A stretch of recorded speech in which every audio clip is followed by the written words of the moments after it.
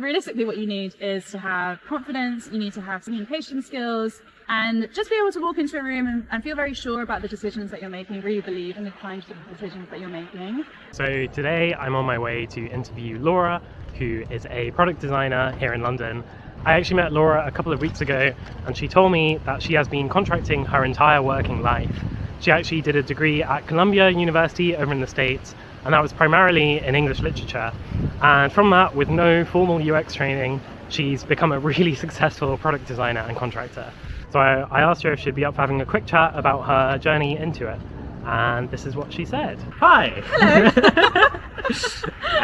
So I'm here today with Laura, who is a designer from London, who I think we only met like last week, 2 weeks ago. 2 weeks. I don't know this guy. And today Laura and I are going to chat a bit about your experience as a designer. So to start, do you want to just introduce yourself? So, hello, I'm Laura. I am a freelance product designer. I grew up in Cambridge and now I live in London. And I have a dog called Otis, who's a little cavapoo. And I like to spend my time taking care of my plants and reading books about modern takes on Greek mythology. That is an amazing intro. I have so many questions about all of those things. But firstly, you said you're a freelance designer. So what does that mean? So are you a contractor? Are you a freelancer? What? Yeah, so contract is probably more accurate, but I do short-term contracts that are normally outside IR35. I don't know if you want me to explain taxes. Can you do it in 10 words or less? Okay. If like employee, inside. If not like employee, outside, more money. That was perfect. That was so good. So yeah, I tend to do work outside IR35, so kind of more true to like an actual freelancer rather than a contractor who might be somewhere for a year at a time. My contracts tend to be kind of 3 months, sometimes like rolling, sometimes 6 months, and the longest I've kind of ever worked in a single place is like 9 months. So yeah, it's really cool. I highly recommend everyone try contracting at some point in their life. I feel like with a lot of perm roles, the balance between employer and employee is very much in the employer's favour, and so when you're a contractor, it really feels like you're taking back like that playing field and like levelling it out. And yeah, just being in a position to kind of assert your own boundaries when it comes to like work-life balance, the tools that you want to use, what works best for you in terms of like how and when you're the most productive. Like that's kind of all the benefits of being a contractor. It sounds amazing. It sounds just so flexible, so much more, like you've got so much more freedom. Yeah, I mean, don't get me wrong, I'm still, when I work somewhere, it's like I'm working like 9 to 6 for the same client in the same way that you would. It's just like I have an end date and I have set deliverables. So. And do you think your days are more full on when you're contracting? I guess you might. I don't know. I don't really know how it compares, but there's things that I'm not worried about, like progression and office politics and that's so nice to just be free of any exactly. So it's nice because I just get to come in and really focus on the deliverables that I'm like brought in to do, and so it's nice that I just get to focus and only take part in the things that matter to me, because a lot of the time I feel like perm designers are being pulled into meetings where they're really not needed, but because you're perm and it's, there's things to think about, like, how you're seen by other members of your team, about from the wider team, roadmap and strategy and all that stuff. And I don't really get pulled into those meetings, and I just get to focus on the feature that I'm designing, which is really nice. That is really good. That sounds so much more relaxing in a way.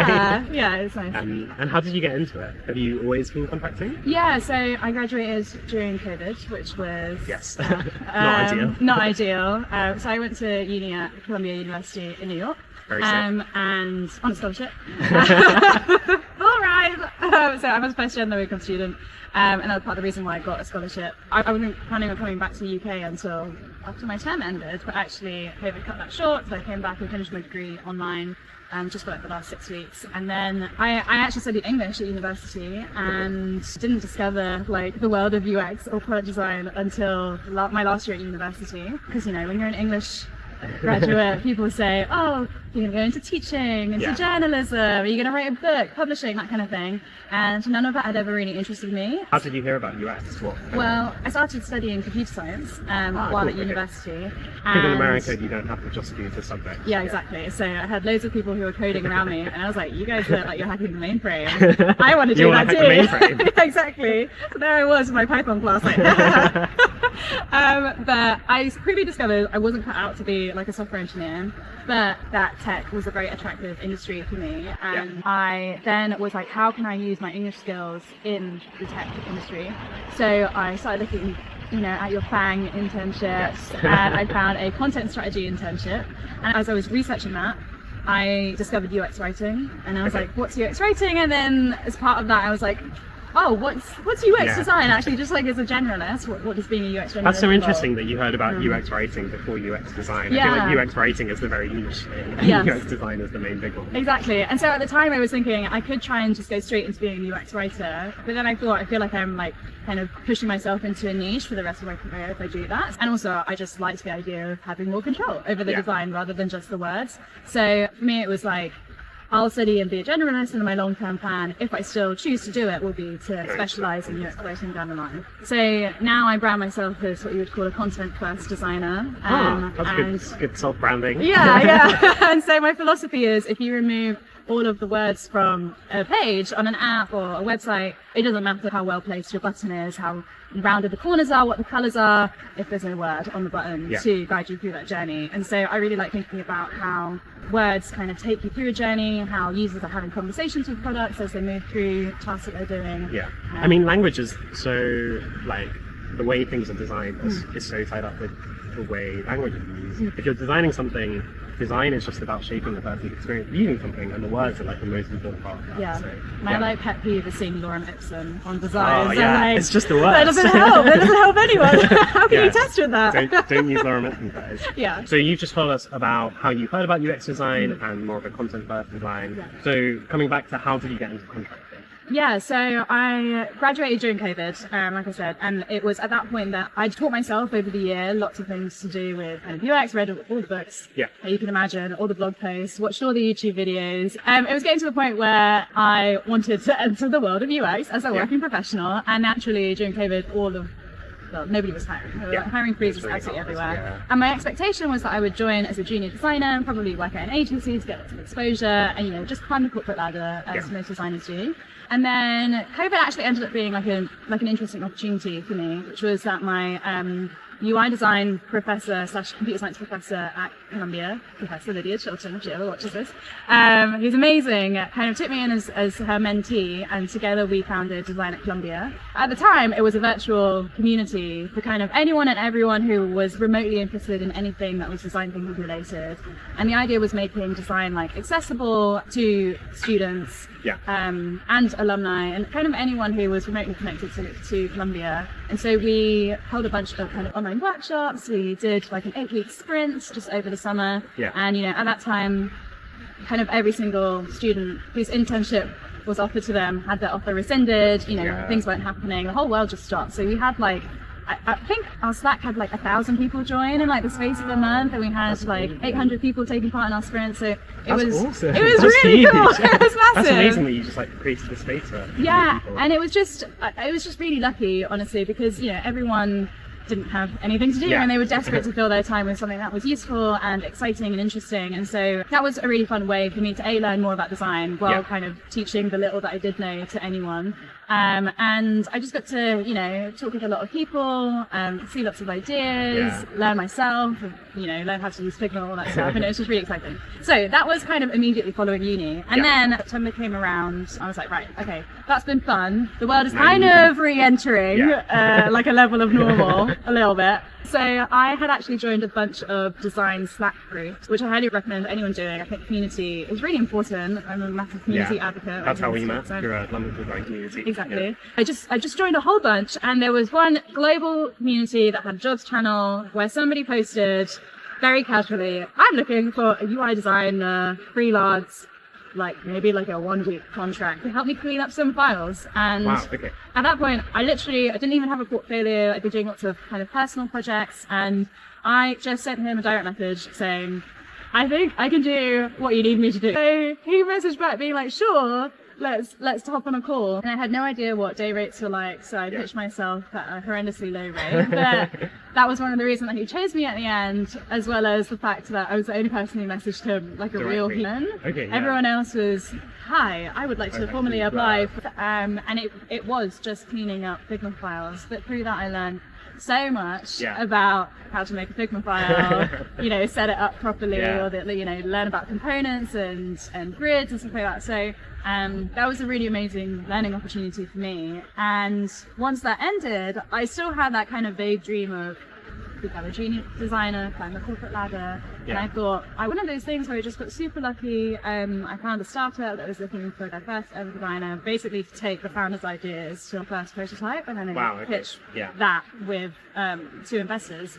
And so I managed to find that, and then I just managed to keep finding jobs and contracts that would employ me. I mean, you just said that you were very lucky. I feel like also you are good at communicating with people, good at just being chatty and friendly, and like being part of lots of communities. Yeah, I think a massive kind of thing about being a contractor is you have to be confident. Yeah. And so one thing that I really struggled with, especially as I was entering the field, it's honestly kind of really unusual that I started out as contracting. People always think of contracting as a thing you get to like way later on, you've got loads of experience in a company. Yeah, and so a lot of people I talk to, they say, oh, I would love to start contracting, but I think I need like 2 more years of experience. And I say, no, you don't. Just like... No, you don't, because you need 0 what years you of need, experience. you need nothing at all. And to just Google stuff while you're on the job. Realistically, what you need is to have confidence, you need to have skills like communication skills, you need to be able to justify your design decisions really well to stakeholders,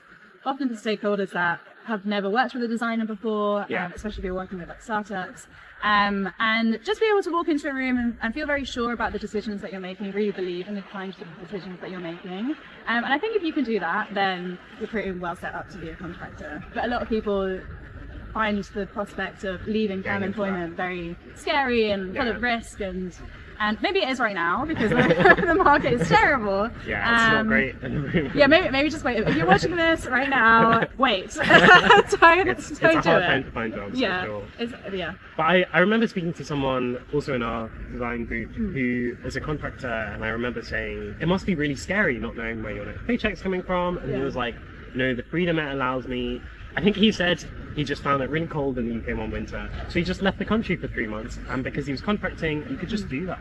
Yeah. So it sounds amazing. Yeah, I personally have not done the digital nomad lifestyle, mostly because I have a dog, Yes. and he's not well equipped to do that. So. But from what you said, you're really enjoying the flexibility right now, Yes. not being on a perm. Yeah, so I'm currently on a break, which is so fun. You get to make YouTube videos I with get me, to do stuff like get to this. go climbing. Yeah, we go climbing. We've gone once, but tomorrow we'll go again. But I'm really enjoying kind of the freedom and the flexibility. My last contract is 4 days a week, which is something that I pushed for. That one day that I've had off every day of the week so far this year Amazing. has been like a total game changer. Like I'm pretty much like never want to go back to a 5-day week, and it wasn't compressed hours. It wasn't 5 days and 4. It was purely just 4. And so I've learned what it means for me to show up being my best self at work, because I was able to kind of take the time for myself like outside of work. And that's the same with this break. Like I was feeling kind of burnt out and like quite uninspired about a month ago, and now I'm like 2-3 weeks into my break, and I'm so excited about design. I want to read loads of books. I want to get really nerdy about it. I'm like looking at courses, and I'm really excited to meet other designers. So I think like that flexibility is ultimately kind of worth the payoff of the risk of maybe I don't know when my next paycheck is coming, but first of all, I've saved up enough of a war chest to be able to justify this break. That's a great phrase. And war chest. Yeah, exactly. Laura's about to go to war. I'm going to war. I'm not at war. I'm actually on holiday in a very relaxing, beautiful place. But if it comes to a point where I am applying and it's difficult to find my next contract, I shouldn't have to worry too much. And in the meantime, it just gives me that mental space to relax and take up creative projects. So, just as a closing question, what advice would you have for people who would want to get into contracting but maybe are a bit scared? Yeah, so I think number one is building up that war chest, having a number that you're comfortable with, so that if you are struggling to find a contract, you know that you have an amount of time where you're safe, and if things aren't working out, you can look for other options. And is that like 2 months cost of living, 6 months? Like, what would you... I think the number varies for people. I would say 6 months personally, but it just depends what the market is like as well. Right now, maybe a year. But, if it was, 1 or 2 years ago, then I would have said like 1 or 2 months max, because you're totally subject to kind of what's going on in the market, which is a difficulty. And, if you asked me like a year ago, I would have been like, I have 2 emails per day asking, am I free? I need a designer. Whereas now it's, crazy, once a month. So the market is... I guess the context of right now is there have been loads of tech layoffs this year, loads of designers have been made redundant, it's very sad, so there's just a lot more people looking for jobs and contracts. Yeah, exactly. And so often it's like, contracts are going before they've even been published because somebody knows the person who's free, etc. So have your war chest is number one. Number two is knowing how to restructure your portfolio such that it suits that of a freelance designer, because they are actually quite different. So your freelance portfolio should be more transactional almost. It's like, here are the services that I offer, here are the skills that I kind of bring to the table,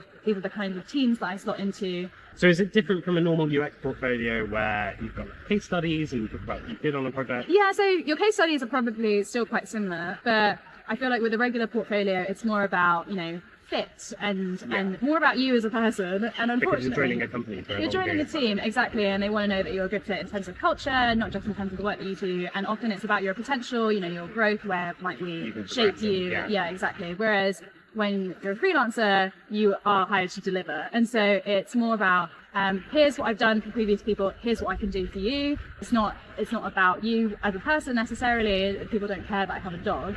They care that I'm able to come in and communicate with different stakeholders, that I can justify design decisions, that I can start things from the ground up if needed, if they don't have any kind of design maturity at the moment. So it's much more transactional in that sense, and also hiring is much more transactional as well. So you've got to be ready to answer calls, talk about your day rate, talk about money immediately, talk about kind of what you're willing to do at a company and what you can and don't feel comfortable kind of providing as a service. You've got to know where to draw your line. So I feel like the talking about money thing is something people are so scared of doing. So yeah, exactly. And then the third thing is just to take the risk and take a leap of faith and know that you can do it. And actually, a lot of the time, obviously this doesn't apply to me, but a lot of the time contractors are just really confident people who don't actually have, a lot of design craft necessarily, because it really is just the confident people who end up getting the roles. And so you need to just work on your communication, your public speaking skills, your presentation skills. Those will get you so much further when contracting than, making the most pixel perfect design. Don't get me wrong, I love design systems. If I see 9 points or a decimal point or a group anywhere on a Figma file, you're dead. But but yeah, just do it, take the leap of faith.